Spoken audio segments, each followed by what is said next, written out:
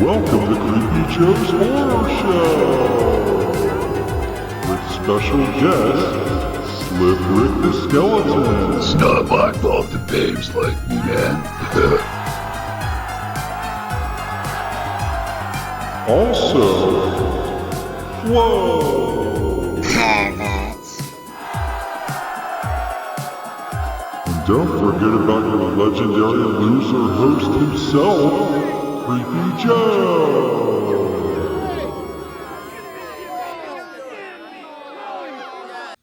Welcome to Creepy Joe's Horror Show. Tonight we have Slaughter High from 1986. Slaughter High from 1986 is about a high school geek who is physically scarred by his classmates' ill-conceived practical jokes that went on. He vows to get revenge. Alright guys, Slaughter High from 1986. I'm not going to lie, I thoroughly enjoy this film.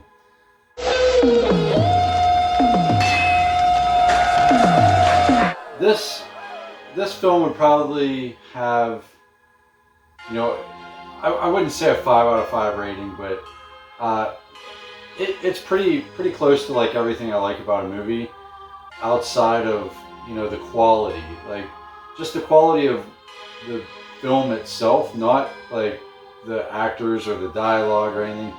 It's just it looks bad on TV.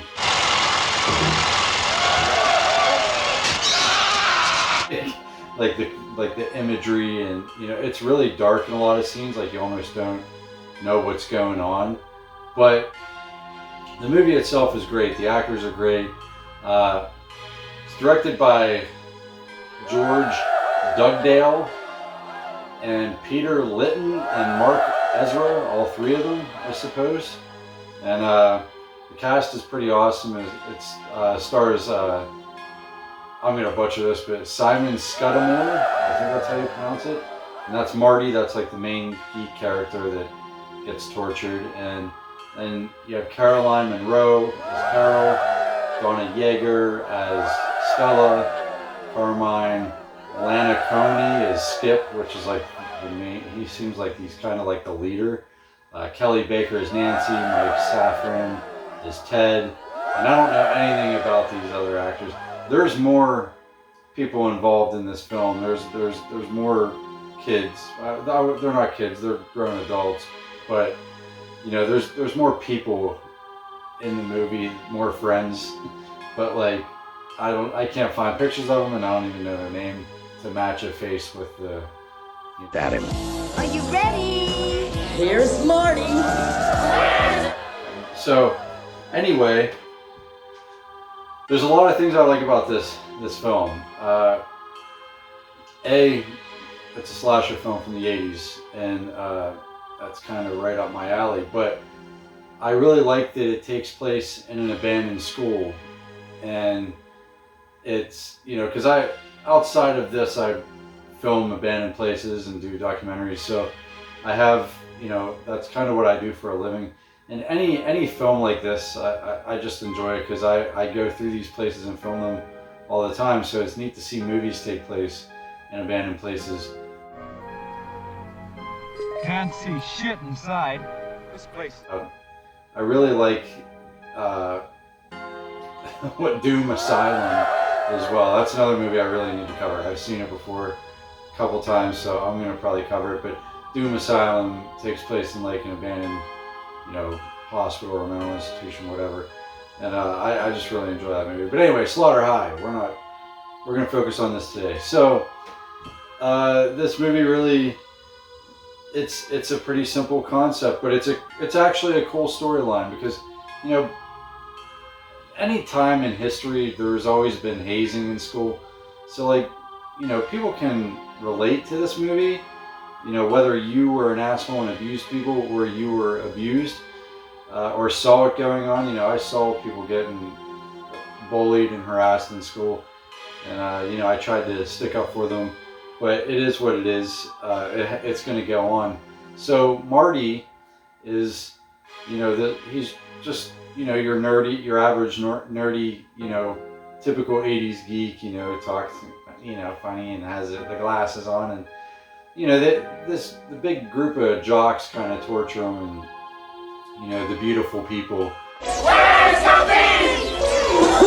And then they so to speak, torture him, and it goes a little bit too far. Like, I'm pretty sure that they try to put like cocaine in his, I don't know what it is, some kind of powder. He's in bio trying to create a chemical or something, and for a grade, and they slip something in there. And before that even happens, they try to lure him into the girl's bathroom to, pretend like he's gonna get laid, and then they film it, and they even go as far as to like hook batteries and jumper cables up to the railing, so when he goes to grab a towel, he gets electrocuted. Like they really want to torture this dude to the point where some of it was even unnecessary to add in the film, I think. But the second one in the bio class kind of goes wrong, and a fire occurs, and ends up getting burned pretty badly.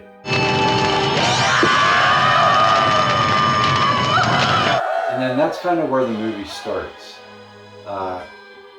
They clearly graduate, and it's a couple years later, and they all the we'll just call them the beautiful people, all the people that tortured him, the jocks, and I don't know if they were even cheerleaders, but just like attractive looking women, whatever, like the popular kids in school, they all get these anonymous invitations to go back to the school for like a reunion, on April Fool's Day, which of course was the day, it's Marty's birthday, and it's the day of the accident. So no one really knows who dealt the invitations, but they all make their way there, and the school's completely abandoned at this point. And they run into the janitor later on, and he explains that he's been the caretaker for 5 years. It shut down 5 years ago, so it's been abandoned for 5 years. And before they run into the janitor or any of that stuff, like they spend half the day just sitting outside. Then they finally break in, and then they find out that it's like set up and decorated for them. Like their lockers are in this one room. It's like a party room. Scratched on it. I got my ass kicked for that. There's all this liquor and alcohol and food and beer. And they can't figure out. They're all pointing like they played so many jokes on each other, and like they were such assholes that like they keep thinking that Skip, who's kind of who I think is like the leader, they kind of think that he's the one who set this all up for them, and he's playing a joke on them or whatever, because he keeps saying it wasn't me, but like he's not really not taking credit. He's kind of taking credit for it. He's like, yeah, well, when they ask him about it, but he didn't set it up, so no one really knows. And obviously, it's Marty that set it up, because he gets them all there, and he's wearing the terrible mascot. It's like a jester, so you can hear these bells. The jester mask, so you can hear these bells every time he, does what he does, and he, slowly he lets them get drunk and have a good time for a while, and then he slowly starts murdering them. And the janitor is pretty much the first one to go. They end up running into the janitor for a jump scare, and he explains that he's just there as a caretaker, and Marty ends up murking him out. He basically just like hangs him on the wall, and there's a coat hanger sticking out, and he hangs by the coat hanger. And then after that, the night continues on, and then they decide, they start getting picked off. Well, what starts it all off is one of the guys, I don't know his name or else I would show it, but he, that guy, his stomach explodes. He drinks what he thinks is a beer, but really it's like a concoction that Marty had in this can that was there for them. And his all his intestines come out of his stomach, and he just basically explodes.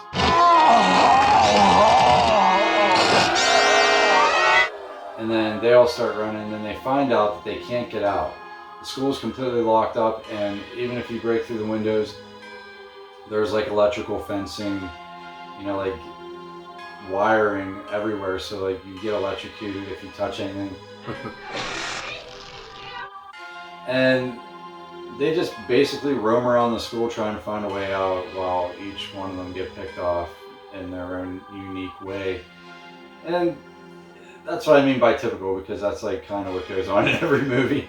You know, and then of course at the end there's like a long drawn out, I want to say Nancy, I'm probably wrong about the name, but she lasts the longest. Well, he does get he kills most of them off, and then all that's left at the end is Skip, Stella, or not even Stella.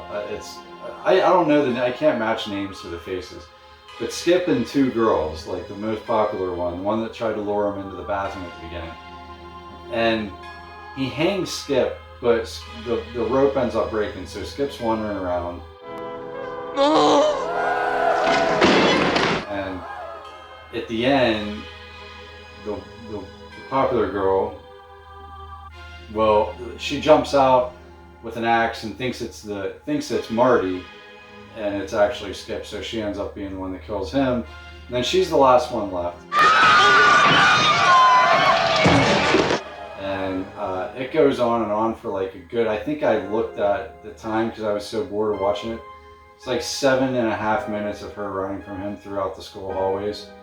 And then he finally just simply gets her back in the shower that she pulled that trick on him, and just stabs her with a spear.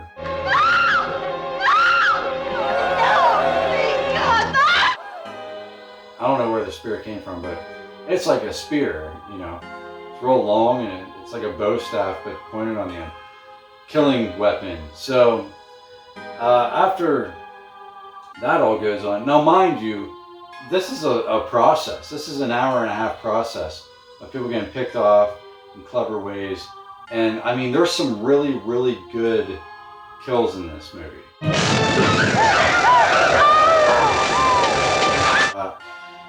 The one girl gets blood spatter on, or gets something on her. When the one dude's belly explodes at the beginning, she gets blood spatter on her face. So she goes to take it. When they all run off, she just conveniently goes into one of the bathrooms and decides that she's going to take a bath.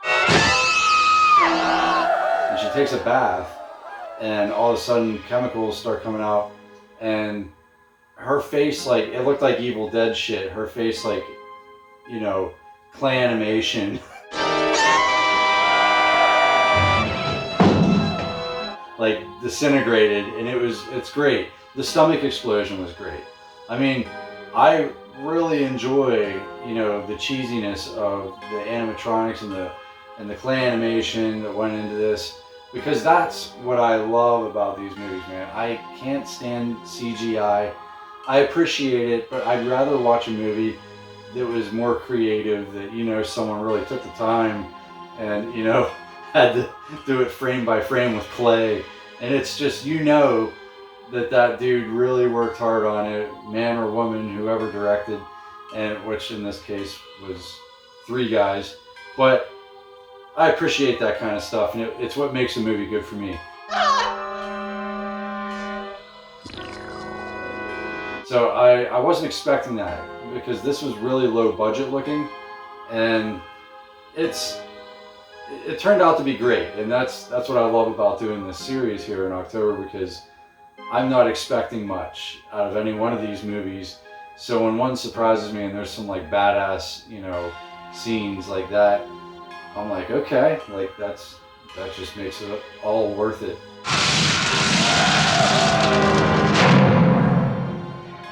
And to be able to share it with you guys, and you know, you guys can literally go watch it right now, and I'm sure you'll enjoy it and get a laugh out of it if you're a horror fan especially. But this is categorized as horror comedy, so it is supposed to have like that spunky kind of like silliness to it. And usually these movies, especially in the 80s, like they were knockoff soft porns in a lot of ways, like Dirty. Tits. Dirty. cheesiness in 80s horror movie, and especially in this one, it's like the humor is all sexual. You know, it's like dick and fart jokes. It's not like actual comedy, but like, you know, Artie or Marty in the one scene, you know, it says in the stall, it says, Marty sucks or something, and he just adds a line and says, Marty fucks. Lonely Ransom sucks. And like stupid shit like that like, it's stupid, but it is funny because like he got a kick out of it and, you know, chuckled even though he knew, like, I don't know. But this definitely got a solid 4 out of 5. If it had better quality picture, I would totally give it a 5 out of 5. It's almost perfect, but like I really like this movie. And it doesn't end after, you know, Miss Popular dies. It's so terrible. I'm taking the time to review these and I don't know the names because when it gets to like this hardcore of, you know, B films, like these people, this might have been their one and only film, like they're nobodies, like a lot of them. So these people disappear off the face of the earth. They're not even on the internet. So you know, and I'm not going to go crazy and spend the entire day trying to find an image of one of the actors. So I don't really care what they're up to these days, to be honest, you know, unless they're making more horror movies, which maybe we'll see them again in some other ones. But when all is said and done, you think, okay, well, it's over.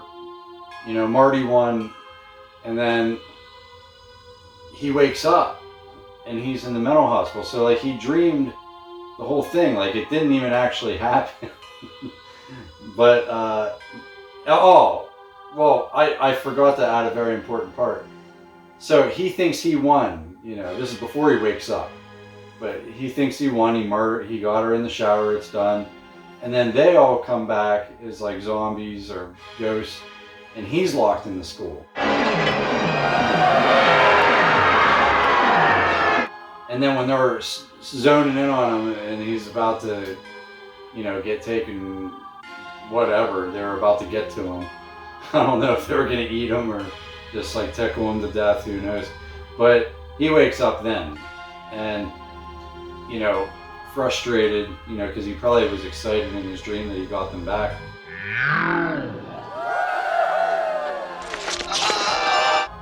He ends up killing the nurse that was trying to inject him with something. And he's wearing a nurse's outfit, and the last shot is him standing in the mirror, ripping off his, you know, healing face, I guess, or